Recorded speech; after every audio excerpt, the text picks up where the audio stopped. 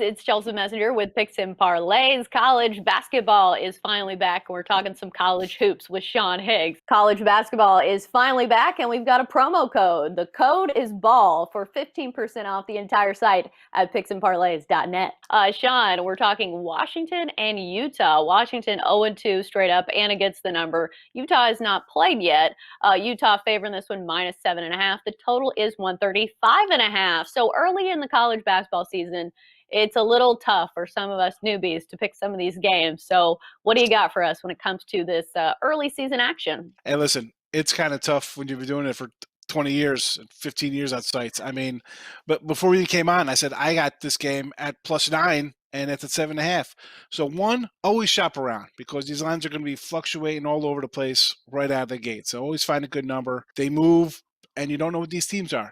You got a team that hasn't played, and you're laying 7.5 points. A team who's played 2 games, and the preseason, their models show that what do we got? Washington was supposed to finish 9th, and Utah is 8th in the Pac-12, so it's not like there was a lot to be separated from these 2 teams. And yet we got 2 games under our belt. Granted, you get hammered by Baylor, not a bad loss. Baylor's a pretty good team, but losing Riverside, they're trying to find themselves here in Washington. You lose your top scorers, where on the Utah side, you got 85% of your scorers back. You expect a little more fluid offense there, but they've been riddled with COVID last month. The coach had it. A bunch of players had it. I'm going to take the points here just based on I got 2 games under my belt.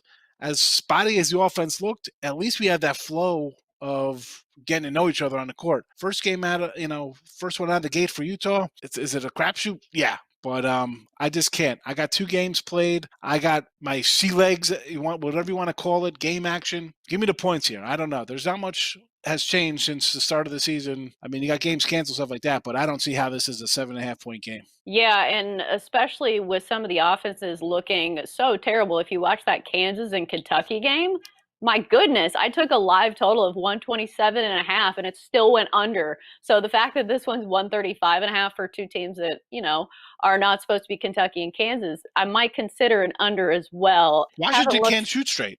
They haven't. I don't think they scored 100 in their 2 games combined. How is that? I mean, they haven't. Yeah, 42 look and at 52. Yeah, and you're expecting a team that hasn't played all year to come out and drop 80 on them. I don't. Let's go. What's the under? I might put in right now since we're talking about it. 135.5. 135.5. So yeah, and if another thing with college basketball games, if you see the way the game is kind of going, you can play some of these games live and maybe get a little bit of a better value. Absolutely. You can see, that's another thing. Somebody jumps out to a big lead. It's like 20-2 at the gate. Next thing you know, these numbers start fluctuating. You could jump in at really. And the next thing you know, if somebody goes on a run, there's a scoreless drought. Listen, the good thing about cable is that you can watch 900 games and you can get a feel. Find one you like and watch it, and then you could in-game all day if you want and not worry about the old pre-flop game right here coming out of your opening line.